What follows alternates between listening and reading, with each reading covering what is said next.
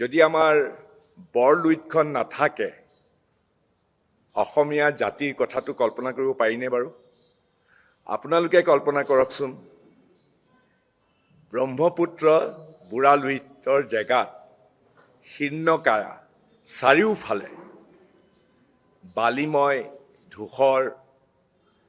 চাৰিওফালে শুকান ৰুক্ষ এখন ব্ৰহ্মপুত্ৰই আমাৰ কাজিৰঙাক, আমাৰ গড়বিলাকক জীয়াই ৰাখিবনে বাৰু? এইটো কিবা অতিৰঞ্জিতভাৱে কোৱা কথা নহয়, কিন্তু আজি আমি কংগ্ৰেছ দলৰ ফালৰ পৰা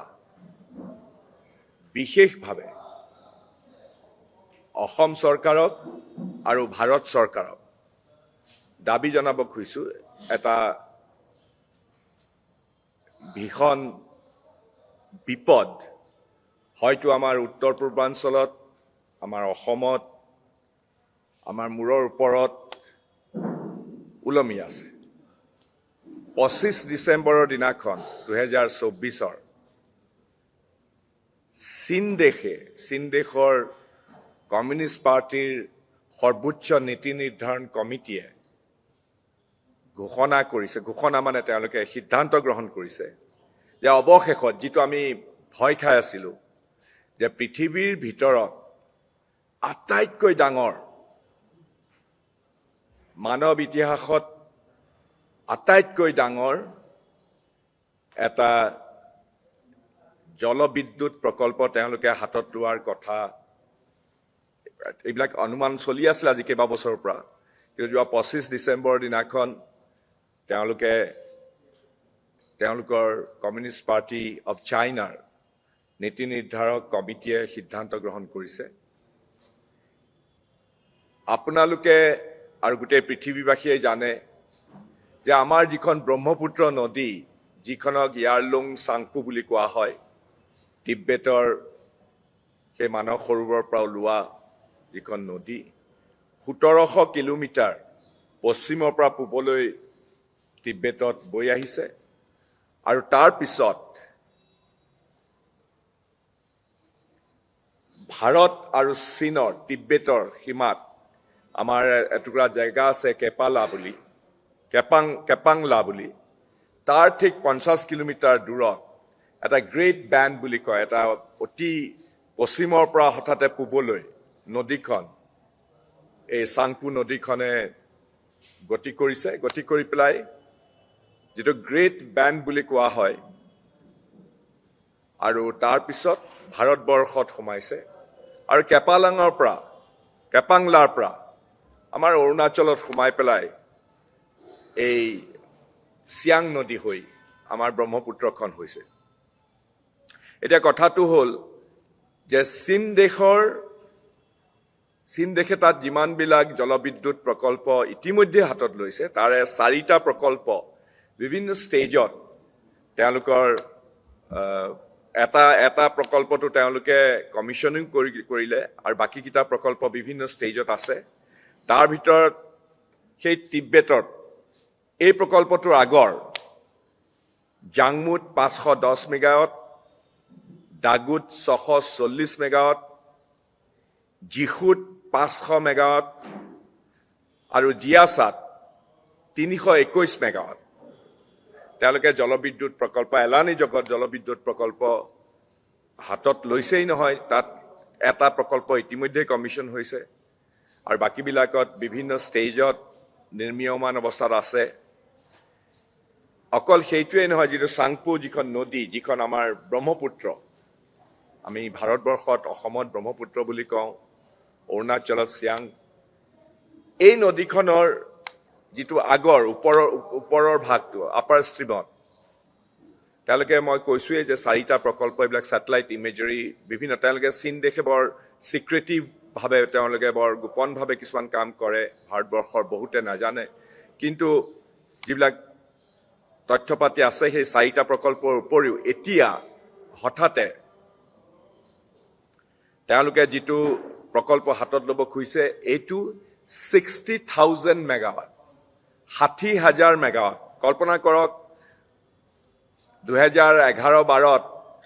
যেতিয়া লোৱাৰ সুবনচিৰি প্ৰজেক্টটো আমাৰ ব্ৰহ্মপুত্ৰৰ লোৱাৰ সুবনচিৰি প্ৰজেক্টটো 2000 মেগাৱাটৰ প্ৰকল্প লওঁতে আমি কিমান হুলস্থুল কৰিছিলোঁ, অসমত কিমান হুলস্থুল কৰিছিলে। এই 2000 মেগাৱাটৰ প্ৰকল্পটো তেতিয়া আমি কৈছিলোঁ যে ভাৰতবৰ্ষৰ আটাইতকৈ ডাঙৰ জলবিদ্যুৎ প্ৰকল্প। লোৱাৰ সুবনচিৰি প্ৰকল্পটো এতিয়ালৈকেতো আমাৰ হোৱা নাই কাৰ্যক্ষম, কিন্তু এই 2000 মেগাৱাট ক'ত আৰু চীনে মাত্ৰ এটা প্ৰকল্পতে তেওঁলোকে কৈছে যে 60,000 মেগাৱাট 60,000 মেগাৱাট তেওঁলোকে বিদ্যুৎ উৎপাদন কৰিব পাৰিব আৰু আমাৰ সীমাৰ পৰা নাতি দূৰত, বৰ বেছি দূৰত নহয়, যিটো গ্ৰেট বেণ্ড বুলি কোৱা হয় বেকাকে, তাতে মেডক বুলি যিটো কাউণ্টি আছে, মেডক কাউণ্টি। আৰু তেওঁলোকে যিখিনি তথ্য পাতি বেকত কৰিছে সেইমতে এই যিটো হেডটো তাত হঠাতে গোটেই চাংপু নদীখন তললৈ নামি আহিছে আৰু 2000 মিটাৰ হেড, তাৰমানে 2000 মিটাৰলৈ পানী তেওঁলোকে হুৰহুৰাই বোৱাই দিব আৰু 2000 কিউবিক মিটাৰ পানী প্ৰতি ছেকেণ্ডত তেওঁলোকে টাৰবাইনলৈ, তলৰ টাৰবাইনলৈ, পাৱাৰ হাউচলৈ তেওঁলোকে বোৱাই আনিব। এইটো তেওঁলোকৰ তথ্য পাতি। গতিকে এইটোৱে কেনেধৰণেৰে কি বিপদ কৰিব সেই বিষয়ে ভাৰত চৰকাৰে যোৱা 3 জানুৱাৰীৰ দিনাখন মিনিষ্ট্ৰী অফ এক্সটাৰ্নেল এফেয়াৰ্ছৰ যিজন স্পোক্স পাৰ্চন, ৰুটিন মাফিক কোনোবাই আপোনালোকৰ দৰে সাংবাদিকে কোনোবাই উনুকিয়াই দিয়াত ৰুটিন মাফিক ক'লে যে তেওঁলোকে চীনৰ ওচৰত তেওঁলোকে এই প্ৰকল্পটো সম্পৰ্কে উদ্বেগ প্ৰকাশ কৰিছে। কিন্তু আপোনালোকে জানে, আমি সকলোৱে জানো যে আমাৰ 56 ইঞ্চিৰ বুকু থকা ভাৰতৰ প্ৰধানমন্ত্ৰীজনে প্ৰধানমন্ত্ৰী হোৱাৰ আগতে কৈছিলে যে তেওঁ হেনো ৰঙা চকু দেখুৱাব পাৰে চীনক, কিন্তু তেওঁৰ কৰ্মকাণ্ডত এইটো কথা স্পষ্ট হৈ গ'ল যে বাৰে বাৰে চীন দেশৰ সৈন্য বাহিনীয়ে ভাৰতবৰ্ষৰ অৰুণাচলতে হওক, লাডাখৰ সেইফালে হওক, তেওঁলোকে সোমাই পৰিছে। 2019 চনত 20 চনত পাৰ্লিয়ামেণ্টত মোৰ এজন সতীৰ্থ, বিজেপি দলৰ সতীৰ্থ, অৰুণাচলৰ যিজন সাংসদ, তেওঁ তথ্য পাতিৰ সৈতে দেখুৱাই দিছিলে ফটোবিলাক বিজেপি দলৰ, যে এইখিনি এয়া চীনে আহি পেলাই গাঁও সাজিছে আমাৰ তাত অৰুণাচলত। কিন্তু লগে লগে সেইবিলাক নাইকিয়া কৰিলে, তেওঁক মাতি নি পেলাই ধমকিও দিলে, তই এইবিলাক কথা কেলৈ কৈছ পাৰ্লিয়ামেণ্টত। অকল সেয়াই নহয়, তাৰ পিছত প্ৰধানমন্ত্ৰীয়ে কয় যে চীনে কোনো ধৰণৰ আমাৰ ভূমি গ্ৰহণ কৰা নাই, অনুপ্ৰৱেশ কৰা নাই, ভূমি আমাৰ তাত কোনো ধৰণৰ তেওঁলোকে সোমাই অহা নাই। প্ৰধানমন্ত্ৰীয়ে অন ৰেকৰ্ড, সেইটো আপোনালোকে পাব, অন ৰেকৰ্ড কৈছে যে চীন দেশে আমাৰ কোনো ভূমি লোৱা নাই। কিন্তু তেওঁলোকৰ জুমলা সদায় কোনো চকুৰ পলক নোহোৱাকৈ যিবিলাক মিছা কথা কৰিব পৰা, যিটো পৃথিৱীৰ আটাইতকৈ বেছি মিছা কথা কোৱা যিজন প্ৰধানমন্ত্ৰী, তেওঁ ক'লে অন ৰেকৰ্ড কৈছিলে যে চীন দেশে আমাৰ ভূমি গ্ৰহণ কৰা নাই, আমাৰ ওচৰলৈ অহা নাই। অথচ সেই 3 জানুৱাৰীৰ মিনিষ্ট্ৰী অফ এক্সটাৰ্নেল এফেয়াৰ্ছৰ স্পোক্স পাৰ্চনজনে ক'লে যে হয়, চীনৰ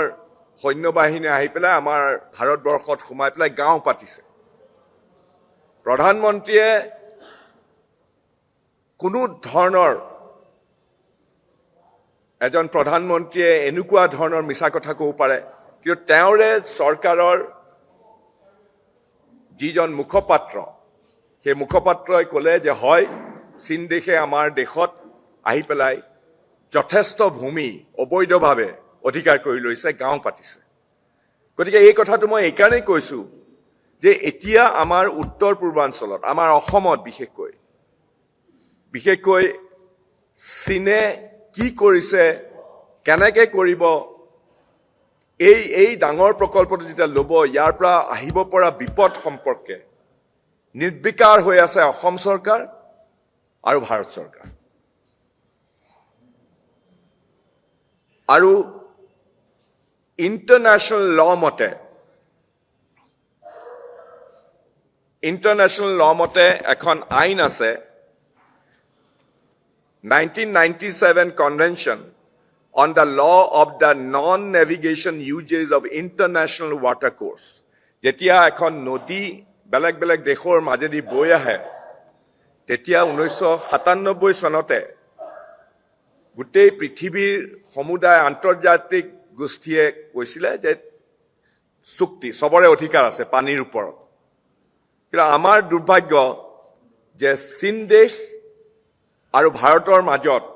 আমাৰ কোনো ধৰণৰ চুক্তি নাই গোটেই পৃথিৱীতে অসংখ্য উদাহৰণ আছে যে এনেকুৱা ধৰণৰ ইণ্টাৰনেশ্যনেল নদীবিলাক যেতিয়া বৈ যায় মই উদাহৰণ কেইবাটাও দিব খুজিছোঁ এতিয়াৰ ফাংচনেল ইণ্টাৰনেশ্যনেল ট্ৰিটি যিবিলাক আছে কানাডা আৰু ইউএছৰ ইউনাইটেড ষ্টেটছৰ ৱাশ্বিংটন যিখন ষ্টেট কলম্বিয়া নদীখন বৈ আহিছে কানাডাৰ পৰা যিকোনো খবৰৰ বাবে যোগাযোগ কৰক 7099017330 লগতে 7099017110 নম্বৰত